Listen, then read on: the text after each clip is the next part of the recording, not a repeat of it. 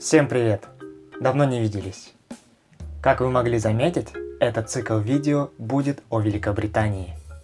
Но как много вы знаете про эту страну? Лично я, до того как попал туда, знал немного. Примерно так. Великобритания – это небольшая страна, делится на несколько частей. Англия, Лондон – столица, где-то есть Оксфорд и Кембридж, знаменитые на весь мир камни Стоунхендж, Биг Бен, Тауэрский мост, 221 Бейкер-стрит, красные двухэтажные автобусы и телефонные будки. Где-то есть Шотландия, а это волынки и люди в юбках, а также лохнесское чудовище. Ирландия, которая уже разделилась. Или, в общем, разберемся. Ирландия – это рыжие люди. Конор Макгрегор и... рыжие люди. И Уэльс. Про Уэльс я вообще никакой информацией не владел. Как видите, остается немного белых пятен. Нет, много белых пятен. До конца непонятно, что где находится. Давайте не будем невеждами. Я здесь, и я расскажу вам о Великобритании. Все расскажу. Я там был, я видел. История началась 7 мая. Я прилетел в Англию, нас отвезли в городок, где я буду жить.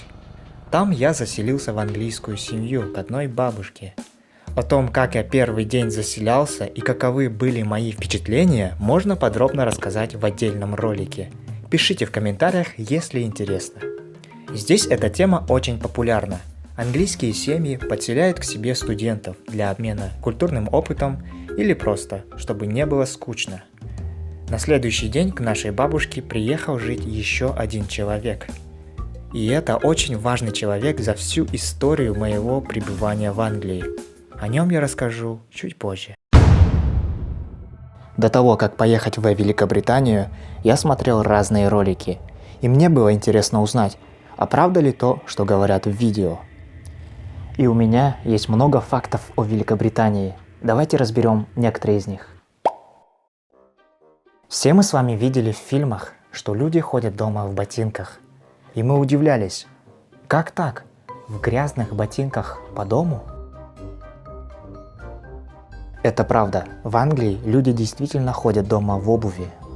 Когда мы вошли в дом и спросили, разувать ли нам обувь, нам сказали, нет, можете идти в ней. Так я быстро привык ходить дома в обуви. Хотя, заходя в свою комнату, я надеваю чистые тапочки и хожу в них. Справедливости ради хочу отметить, что уличные дороги в Англии очень чистые, грязи почти нет. Факт номер 2. Мыльная посуда. Этому факту я вообще не мог поверить. Расскажу, в чем суть.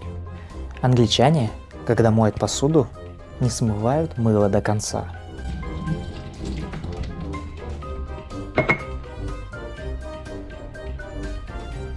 Нас расселили по семьям. У нас, где я живу, я такого сильно не заметил, но придя в гости к другу, я увидел, как их хост помыл бокал и мыльным поставил сушиться. Это же химия, мыло. Как люди не болеют?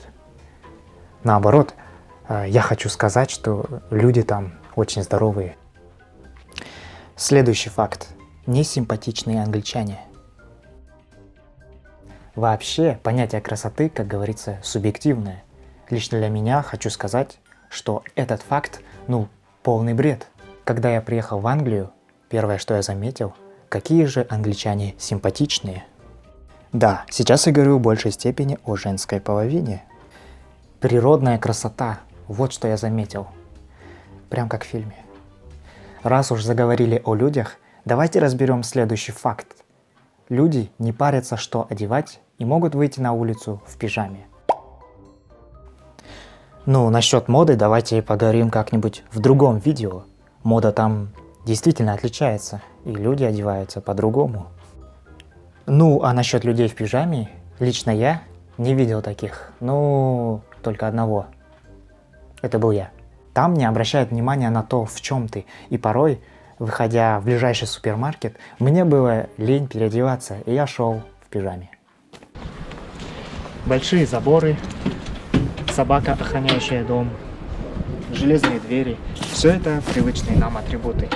Мы хотим обезопасить себя от грабителей, маньяков и прочих нежелательных личностей. Тут на Западе про такое даже не задумывается. Какие там заборы, тем более собаки. У меня задний двор просто открыт. Конечно, они ставят камеры и сигнализацию. У нас задняя дверь деревянная со стеклянными вставками. Мы ее на ночь запираем на замок. Однажды мне хозяйка говорит: ты не оставляй ключ в дверях, а то грабитель может сломать стекло и открыть дверь. Я так про себя подумал. Дверь наполовину деревянная, наполовину из стекла. Грабитель, если захочет, и без ключа может выломать дверь и зайти. Но знаете, засыпая, у меня ни разу не было мысли, что кто-то может ночью зайти в дом. Даже больше, я чувствую себя в большей безопасности там, без заборов. В одном из своих первых путешествий я посетил город Бристоль. Расположен он примерно здесь. Бристоль – это город на реке Эйвон с полумиллионным населением, важный культурный центр Великобритании. Здесь много достопримечательностей, известные театры и музеи. В этом видео мы с вами остановимся на некоторых из них. Это один из моих любимых городов. Смотрим. Эй, просыпайся.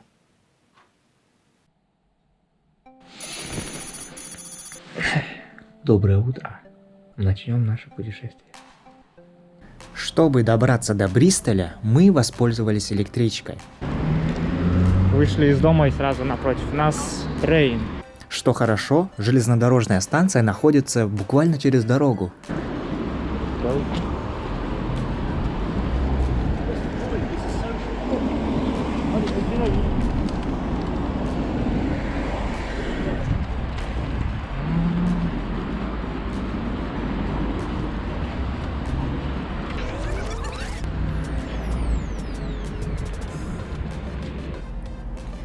И пока мы едем, хочу рассказать о том, как можно сэкономить. Если вы приехали в Великобританию надолго, то можно открыть Railcard. Она позволяет вам брать все билеты на поезда с 30% скидкой. Стоила такая карта в районе 30 фунтов и окупается буквально с первой большой поездки. Вышли в город. Город сразу начинает удивлять своей архитектурой. Вы только посмотрите на железнодорожную станцию. Она была открыта в 1840 году.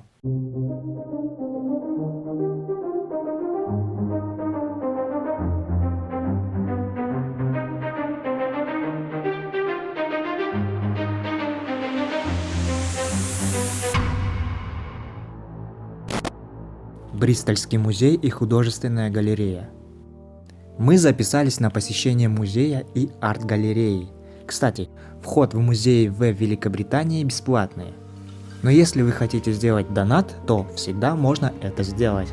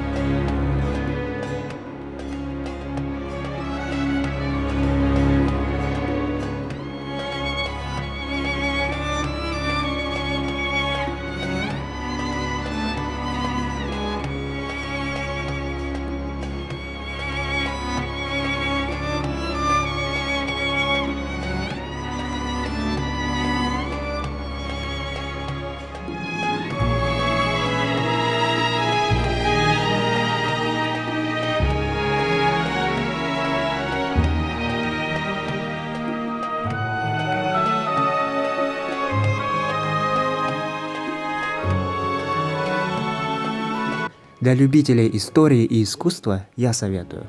Здесь вы найдете раздел Древнего Египта, различные статуи, минералы, посуду, картины и таксидермизм. Прогуливаясь по музею, я увидел обезьяну. Она была как настоящая. Да, реально, как на тебя смотрит. Рядом стояли и другие экспонаты, тоже как настоящие. И тут в описании я увидел слово таксидермия. Таксидермия – это способ изготовления реалистичных чучел животных, основой при котором является шкура животного. То есть, по сути, это чучело настоящего животного.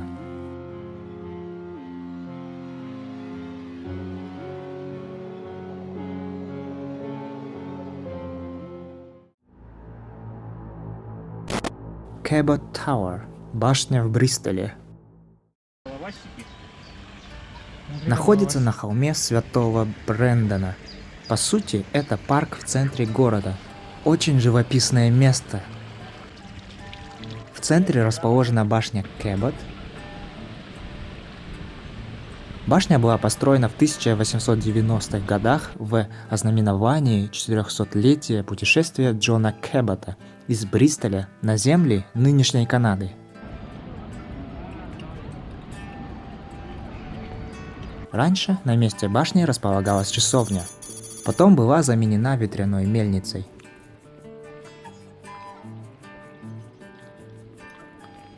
С башни открывается прекрасный вид на город, но вход туда не всегда открыт. В тот день как раз таки башня была закрыта, но мне удалось попасть туда в моем втором посещении. Тот самый парк.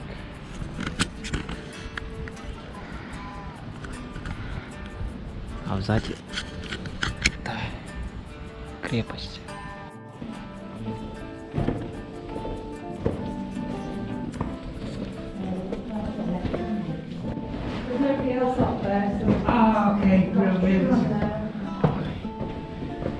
Пошли.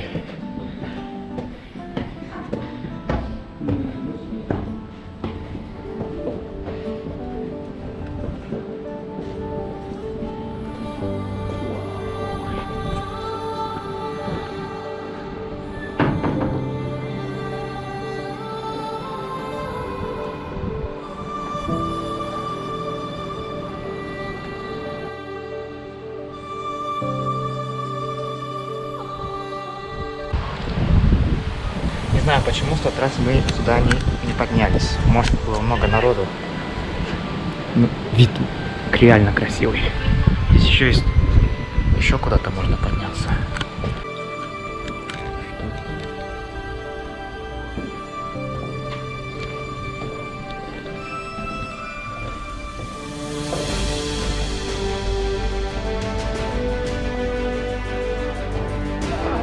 Еще выше.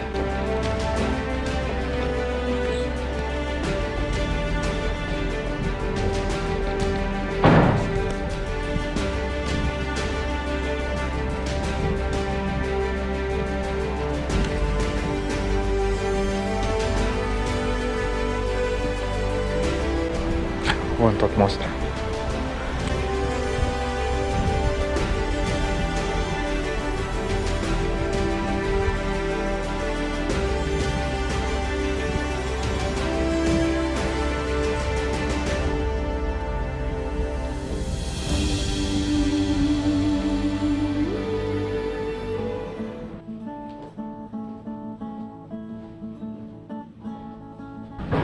Смотрите, это я вот вниз еще спустился.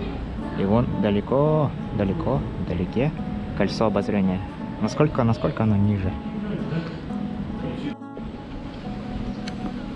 Ребята, не платите ни за какие смотровые вышки. Колесо обозрения. Вот эта тема. Бесплатно. И вид реально лучше, чем на других смотровых вышках. Лайк. Чтоб вы просто понимали дороги в Бристоле. Смотрите. Еще одной особенностью этого города является то, что он расположен на холмистой местности.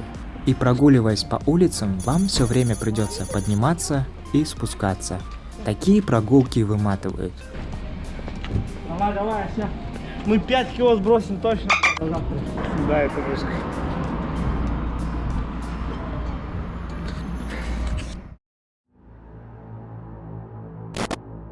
Клифтонский подвесной мост.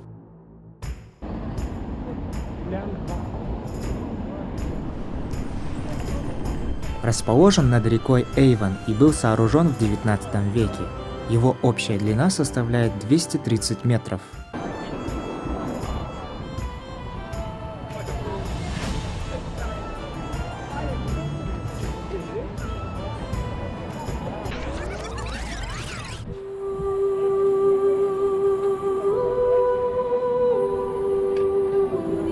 С моста и вправду открывается захватывающий вид на город, реку Эйвон. Ну, река, если честно, выглядит немного уставшей. Много уставшей. Все мы с вами знаем об Аокигахара, знаменитый лес самоубийц в Японии. Так вот, этот мост снискал печальную славу среди самоубийц и получил прозвище «Мост самоубийц». Недалеко от него расположена Клифтонская обсерватория, в которой размещается так называемая камера обскура – искривленное зеркало, которое отражает панорамное изображение окрестностей обсерватории на специальный экран, размещенный в затемненном помещении.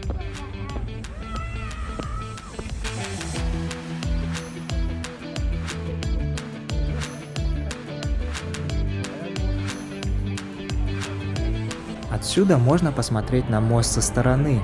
Панорамный вид – огонь. В наше путешествие мы отправились прямо во время Bank Holiday – банковские каникулы. Вот у нас мы праздничные дни называем по-разному. Например, 8 марта – Международный женский день, День Победы, День Конституции. А здесь все праздники – это Bank Holiday. В этот раз праздничные дни были в честь 70-летия правления королевы Елизаветы II. Поэтому в городе было много народу, музыка, праздник, и поэтому тогда мне показалось, что это тусовочный город. Когда я приезжал в город в другой раз, здесь было достаточно тихо.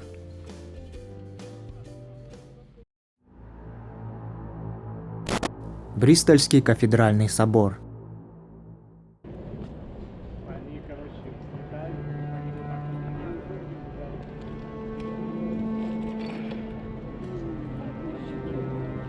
Был основан в 1140 году, выполнен в готическом стиле. Как и любой другой кафедральный собор в Великобритании, снаружи и изнутри выглядит колоритно.